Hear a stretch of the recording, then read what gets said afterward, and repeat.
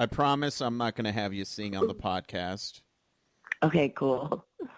But will this no. be what's on the podcast? Like This interview? is yes. We this will be on the podcast. Okay.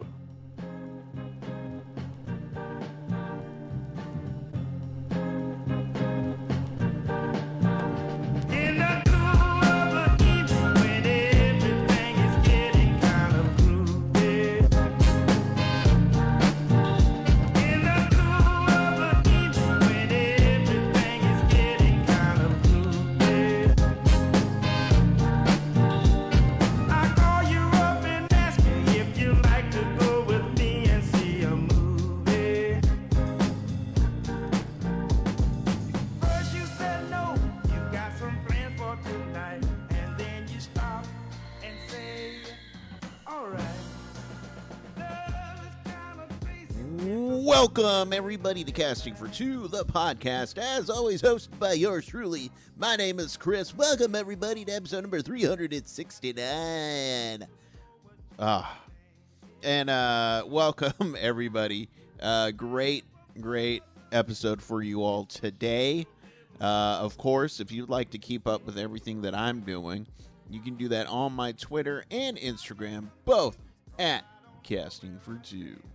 As well as, if you like what you're listening to, feel free to go to any of the platforms that you listen to this podcast on and leave me a review. I'd really appreciate that. It helps me, helps the show, helps you, because at least I know what I'm doing and I can tweak things. So you're welcome. But my guest today is a beautiful, talented, wonderful musician, singer, songwriter. AC Sapphire is on the show. I didn't mention the best part. She lives in Oregon. We all know how I feel about Oregon and how much I love it. But she has a new EP out literally right now, AC Sapphire. I would recommend people go check it out. Also, she's on tour. She's got a big old tour coming up. Stick to her social medias and stuff like that to see where she's playing. But I'm done talking because we need to get into this episode, all right? So, AC, take it away. Hello, Anna? Hi. Hi. It's me, your brother. Hi. My brother Ben. How are you doing? I will be totally honest with you but I'm just kind of sick. Oh.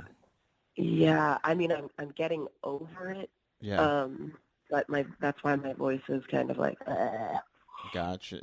Hopefully, I don't have to stop to cough or something, which might happen. But no, I'm totally I'm not too sick to be walking around and talking. So. Oh, okay. Yeah. If I was, I wouldn't have answered. What kind of was it? Just like the really bad common cold, the flu, anything like that? I mean, I don't know. Can you fight the flu? Yeah, plenty of sleep and rest. Yeah. Yeah, because I feel like whatever it is, I feel like if it was the flu, I would be incapacitated, with flu. Yeah. But it's just a sinus and a throat thing. But it's pretty much, I feel a lot better. I've just been I just ate so much garlic and I've got wellness formula. I'm really quick to be okay, I'm going to fight this thing. Right. So I spent yesterday pretty much doing that. So hopefully after today I'll be okay. There we go. Well, yeah. I promise I'm not going to have you sing on the podcast. Okay, cool. But will this be what's on the podcast? This is yes. We this will be on the podcast. Okay. So. And then, how long is it? It depends. It goes from 15 to 20 to 30. It just kind of depends. And you're just gonna ask me questions about the music, or is there an angle? There's no angle. I have no angle. Yeah, no. Okay. If you want, we could sit here in complete silence and just chill, listen to the sounds if you want. But yeah, I do ask a couple questions. One of which thank you for the segue. How did you know music was something you wanted to pursue? Hmm. It was the first thing that I was good at. Mm. It was the first time I'd ever like had um like an outside validation. Mm. Like, you are really good at this, you know? And that like, I was one of those like really weird awkward kids. Like, I was in ballet, but I was like, kind of didn't have the ballet body, and like, just wasn't as good as the other girls. And so I kind of like done that, and that was my first passion, was Mm-hmm. ballet. And then I kind of like accidentally got like a singing part in a Shakespeare play. Yeah. I I was homeschooled, and we did like a Shakespeare play. And yeah, and then after that, like, I really didn't know that I was good or anything like that. But um oh my gosh.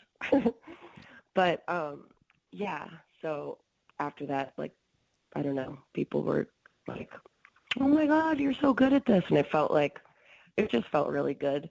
And I think that, I mean, talk about an ego for a 14-year-old.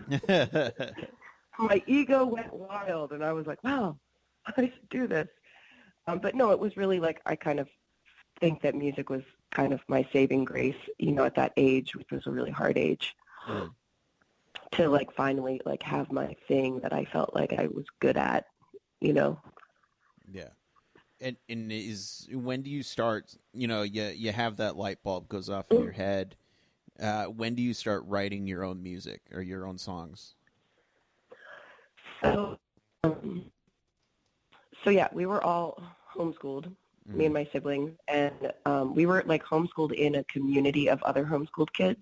God. Okay. And one of them was a musician, and he was like older than me, but I like totally idolized him. And he had this open mic, and my dad would take me and my sisters to this open mic. And then that kind of got the whole like ball rolling of like seeing people like go up on stage and like sing songs that they wrote. And then there was a friend of mine who's one of my very close friends now.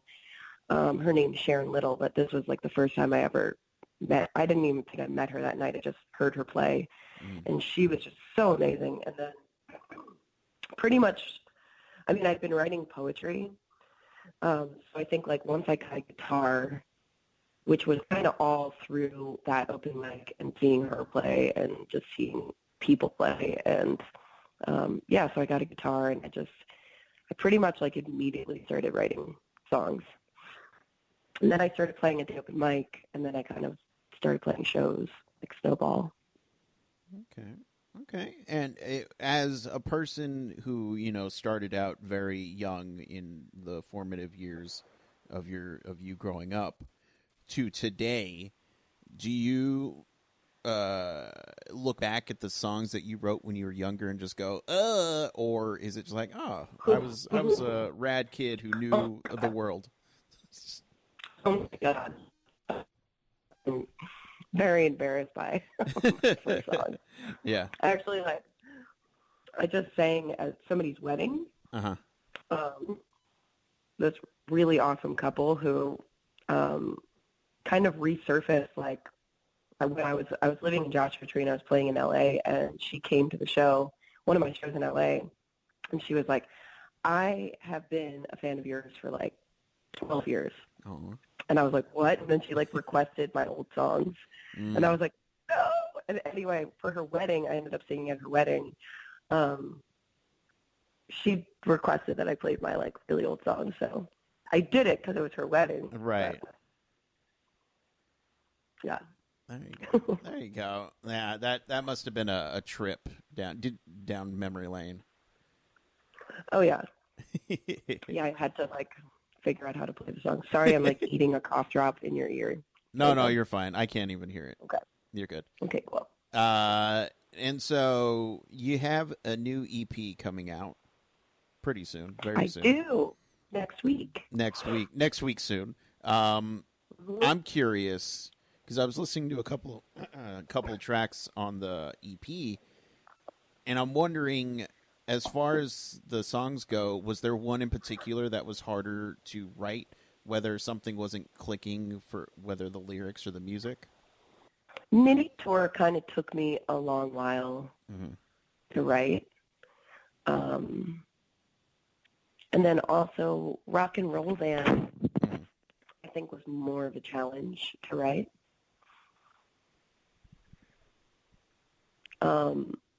I guess, yeah, I don't know. Like I don't really know how to describe what I want to say at all, Uh-huh. but I'll give it a try. I feel like there's some songs that I have like an idea of what I like want it to feel like, Yeah. Yeah. if that makes sense. And it's not necessarily like, it's like I want the lyrics to kind of just reflect like this feeling, Mm-hmm. rather than it be like some like story. So I guess definitely for Rock and Roll Band, it was like that. And then Mini Tour was just like about the past. And I guess Mm-hmm. it seems kind of like it's a theme for me in my writing is like, I love to write about the past, but I'll like I just wrote a song recently about like something that happened like 15 years ago, Mm-hmm. and I just wrote it. So I think that sometimes like those songs are a little bit harder to, um, I don't know, just come together, and I don't exactly know why that is. Mm-hmm. Is there some sort of you mentioned about writing about the past. Is it a bit more therapeutic for you when you finally get this song out and you're just like, oh my gosh, I talked about this event, and do you feel better about it, or is it like Yes, yeah. yes, definitely. Yeah, I mean, because it's kind of like something that like your mind just like, I don't know, like um it's almost like it's just something that you like are not able to be honest with yourself about Right. or something. Like I don't know what it would be that blocks you from recognizing, situations for what they were or whatever. But I definitely like getting it out into a song for me has been therapeutic for sure. And Mm-hmm. also just kind of like, oh cool, I finally figured out how to say what I wanted to say about that. Okay, and I'm gonna ask the flip side. Was there a song on the album that was that you felt fell into place a little bit easier? Yes. Um, so the song Red Sands, Mm. um, I like went to go play at South by Southwest like a few years ago. Mm-hmm. And I flew from LA to Austin, and like you have to just like, detune your strings. I had the string like on the guitar, or the guitar on the plane. Mm-hmm. And when I like got into the house, I just took out my guitar and strummed it, and it was like an open C sharp chord. Mm-hmm. And so I just like just wrote that song. Was just like, oh, my guitar is in this weird tuning from the plane, and I just wrote it. So, and then actually, the rest of that is that like I had just written one verse to that song, Mm-hmm. and I was actually now that I'm talking about it, I was actually stuck on the second verse, like Uh-huh. didn't have it. And then when we went to record in the studio, I like wrote that second verse like there at the studio.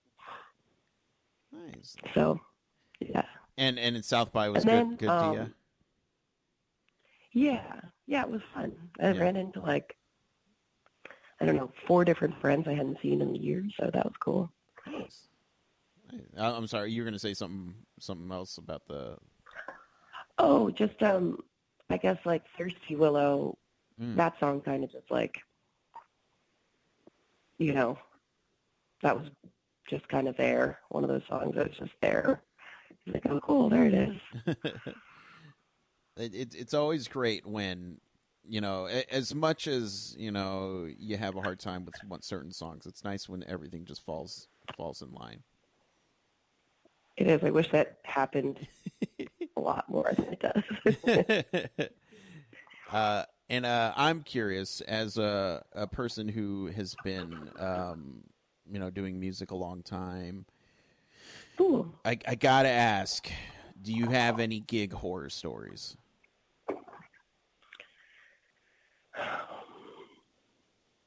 Oh my God. I'm sure.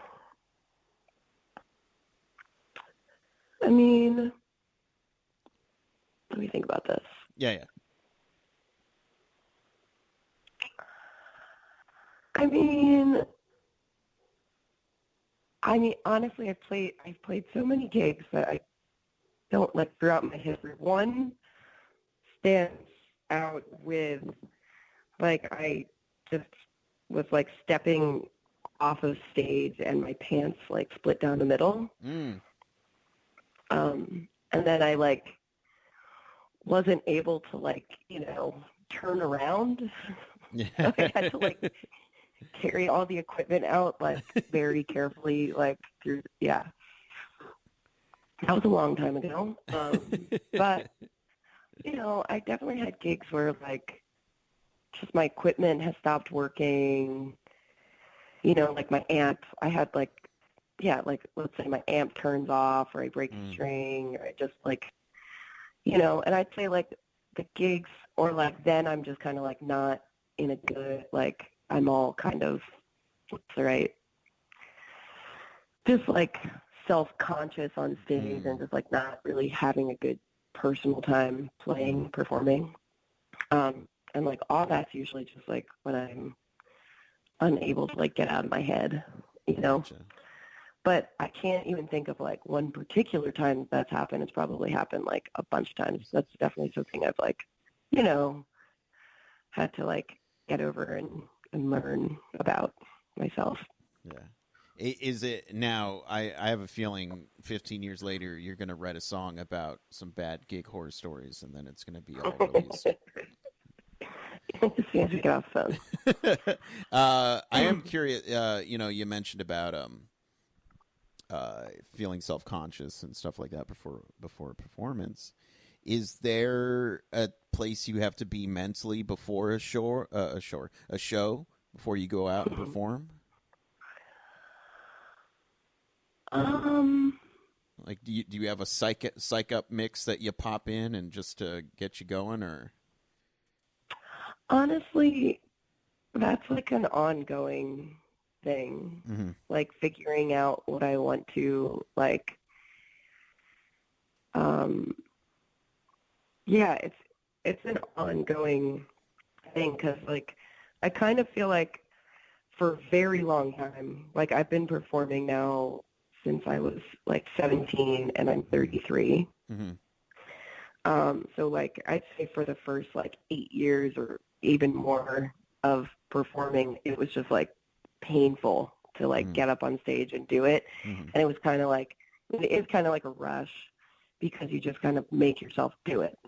Yeah. And that's kind of like how it was like for a long time of like, okay, I'm just going to like make myself do this thing. And then I'm going to just concentrate really hard on what I'm doing. So that's kind of like one thing that I don't know. Sometimes I'm concentrating so hard on playing that I feel like I can't really like connect to the audience as much. Mm-hmm. But I think that that's okay. And I think that like there's all this pressure that we have to like connect to the audience. And I've been to like songwriting workshops that they kind of like present that like your stage banter is more important than the song. You know what I mean? Right, and there are right. like schools of thought about just like your stage persona being like, saying the right thing about the song and not saying too much. And like people don't care. They don't want to hear that, and for me, I guess like it's taken me a while to kind of like feel like I found my genuine, but it's really, that's like a gig to gig thing. Like it's just hard to get up in front of a room full of people and do something that like perform something that you created and hope that they like it, hope that you don't mess up, like hope that you're being genuine like there's just so many. It's just a hard thing to do. So I actually like just watched a video of myself performing, and I just feel like I'm like have to reevaluate the whole thing again. Right. So it's like, it's an ongoing like thing to just try to be like present what is authentic, Right. Right. and not care too much, but you gotta care a little. It's like there's a lot of balance there. Well, I think it's cool that you still feel that way even after many years of performing. I gotta wonder though if you were one of these performers that I go on stage, I sing, I leave, I go to the hotel, whatever. Like that, I feel like some of that magic has to be lost once you lose, or once you have that sense of comfort on the stage.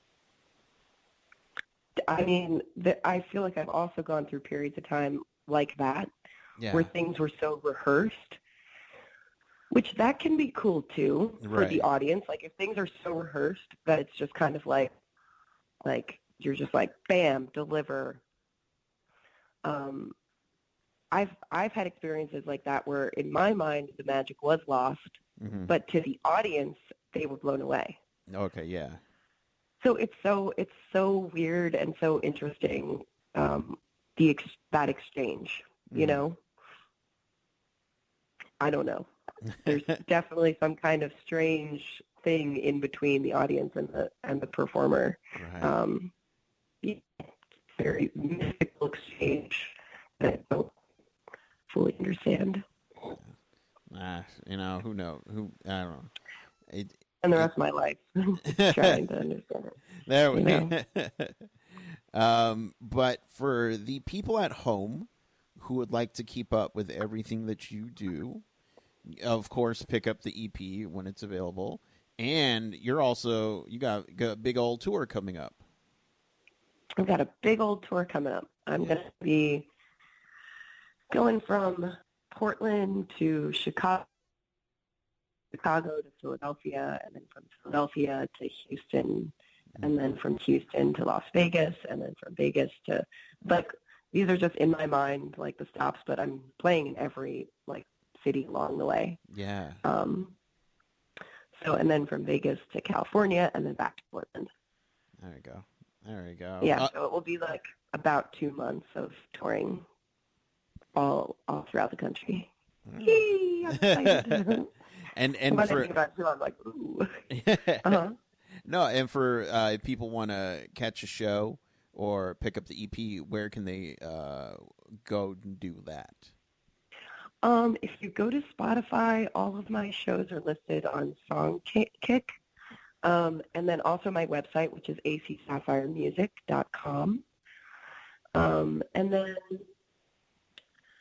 Instagram is a good place, Facebook, to keep up with what I'm doing. I post to those like regularly. Mm-hmm. And it's AC Sapphire on those places. And there you go. So, and there we go. That's There where. Yeah. Nice. And I had a really fun time chatting with you. I'm sorry that you're coming out of your cold, but I think your voice sounds super cool anyway. So. Oh, thank you. Yeah. But I will let you go. Continue to rest up, and it's Portland, so enjoy no sales tax, stuff like that. Oh my God, it's incredible. I'm an Oregon boy, so I miss that. I know, it's kind of awesome. You're like, oh wait, this is actually what it's cool. $50, they're awesome. Anyway, but yes, thank you so much for chatting with me. And thanks for having me on your podcast. I'm excited to hear it. Of course. Anytime you want to come back on, just say the word. All right. Okay. Cool. Rad. But again, you have a wonderful rest of your day. Thank you so much. Okay. Bye. Bye-bye.